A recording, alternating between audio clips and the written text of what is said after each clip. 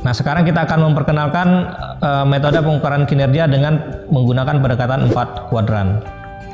Seperti yang kita ketahui bahwa 4 kuadran itu terdiri dari garis vertikal dan garis horizontal yang memisahkan 4 kotak kuadran yang ada di dalam 4 kuadran tersebut. Nah, kalau kita lihat pada slide ini, kalau kita lihat dari analisa vertikalnya, itu dibagi menjadi kuantitas dan kualitas secara vertikal. Kemudian dibagi juga menjadi garis horizontalnya, yaitu antara input dengan output.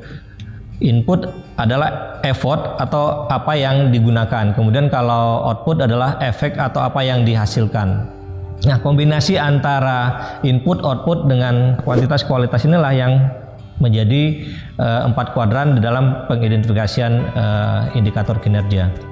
Nah, kalau kita lihat di slide 4 kuadran yang lengkap ini, input itu terdiri dari 2 kuadran, yaitu kuantitas dan kualitas. Bagaimana mengidentifikasi input yang baik adalah mengidentifikasi input sampai ke kualitas inputnya. Yang sering terjadi selama ini adalah kita hanya mengidentifikasi satu input, yaitu hanya sumber dana, padahal banyak input yang lain yang harus kita identifikasi sampai dengan kualitas. Jadi kalau kita hanya sampai di kuadran pertama, yaitu input kuantitas, itu hanya mengidentifikasi berapa banyak pelayanan yang disediakan. Nah, kalau kita mengidentifikasi sampai ke kuadran kedua, itu sampai kita mengidentifikasi berapa baik pelayanan itu disediakan. Kemudian di kolom bawahnya, yaitu kolom output, itu juga harus sampai ke kualitas outputnya. Kalau kita hanya mengidentifikasi sampai ke output kuantitas, maka kita hanya akan mengidentifikasi sampai berapa banyak efek atau perubahan yang dihasilkan. Tapi kalau kita mengidentifikasi sampai ke kualitas, maka kita akan mengidentifikasi sampai ke perubahan apa yang dihasilkan.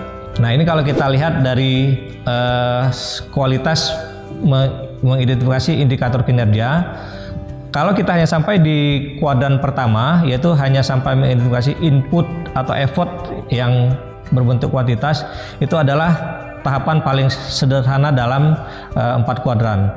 Kemudian kalau kita masuk ke kuadran kedua, yaitu mengidentifikasi input sampai ke kualitas, maka itu belum sampai ke pengidentifikasian indikator kinerja yang sempurna. Nah, yang paling lengkap itu adalah kalau kita sampai di kuadran keempat, yaitu yang warna orange, itu adalah pengidentifikasian indikator kinerja yang paling lengkap.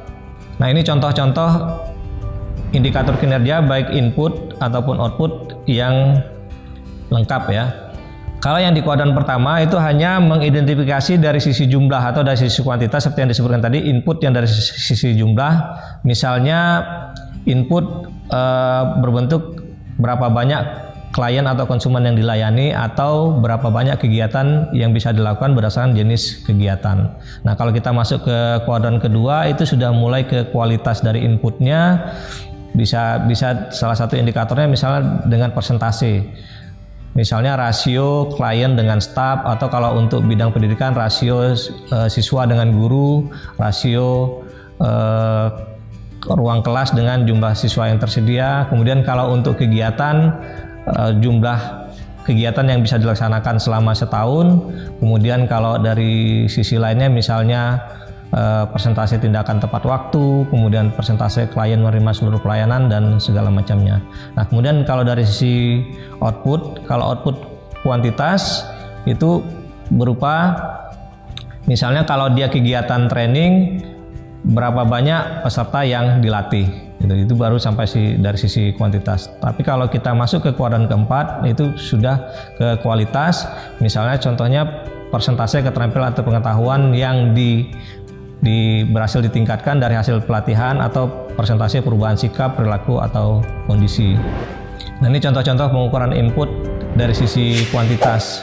Misalnya dari sisi jumlah tenaga atau jumlah orang yang berhak atas pelayanan, kemudian persentase ton aspal yang diterima, kemudian jumlah perpustakaan yang dikeluarkan, jumlah permohonan izin yang diterima, dan seterusnya. Jadi lebih, kalau yang input kuantitas itu lebih ke berbentuk jumlah.